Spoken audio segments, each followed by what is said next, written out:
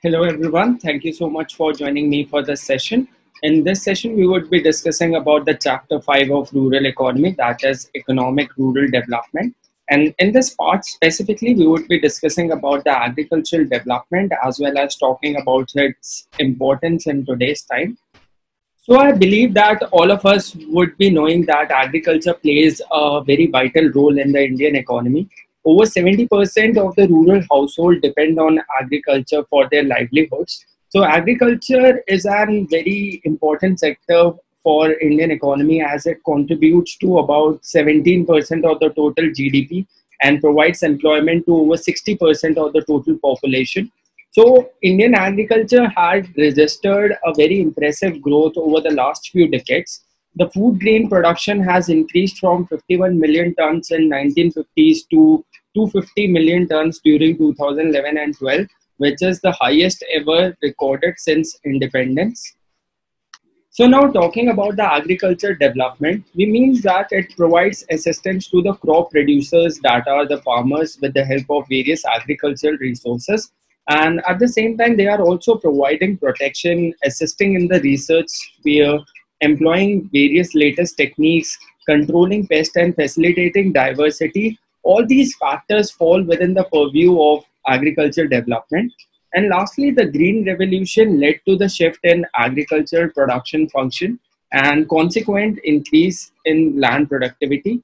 So now moving to the next part of the discussion, that is about the importance of agricultural development. So as you would be able to view that I have listed down 10 points, and all these 10 points highlights the importance of agricultural development.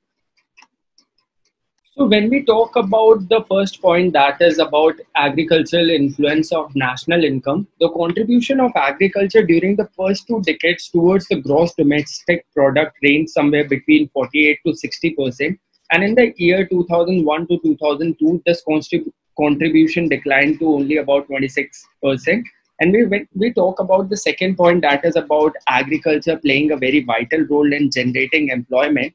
So in India, at least two-thirds of the working population earn their living through agricultural works. So in India, other sectors have failed to generate much of employment opportunities that the growing working population demands. And when we talk about the third point, that is agriculture makes provision for food for ever increasing population. Due to the excessive pressure of population labor surplus economies like India and rapid increase in the demand for food production increases at a very fast rate. The existing levels of food consumption in these countries like India are very low, and with a very little increase in the per capita income, the demand for food rises steeply. Therefore, unless agriculture is able to continuously increase its marketed surplus of food grain, a crisis is likely to emerge.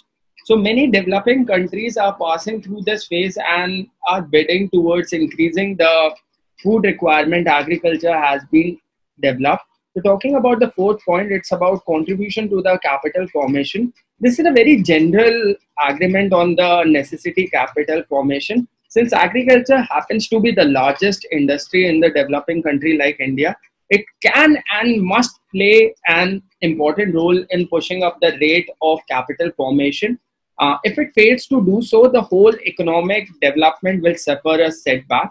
Now, coming to the fifth point, that is about the supply of raw material to agro-based industries. So, the agriculture supplies raw material to various agro-based industries like sugar, jute, cotton, textile, etc. So, these food processing industries are similarly dependent on agriculture heavily. So therefore, the development of these industries entirely is dependent on agriculture as well. So talking about the sixth point, that is about market for industrial products. So increase in rural purchasing power is very necessary for the industrial development, as two-thirds of the Indian population is living in the villages. After the Green Revolution, the purchasing power of the large farmers increased due to their enhanced income and negligible tax burden.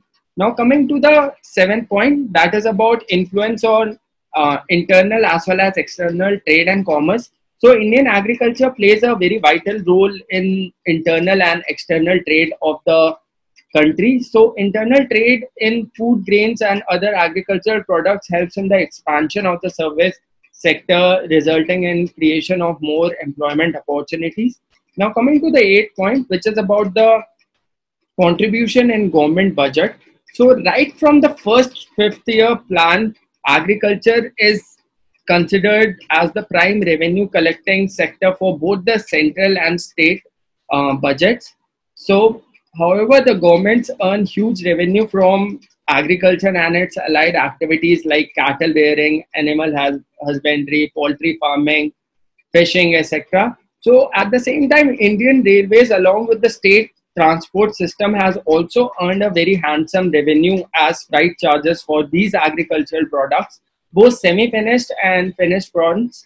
So the ninth point is about the need of labor force. A large number of skilled and unskilled laborers are required for the construction works and in other fields as well. This labor is supplied by the Indian agriculture. And moving to the 10th point about the importance of agriculture development, it is about the greater competitive advantage.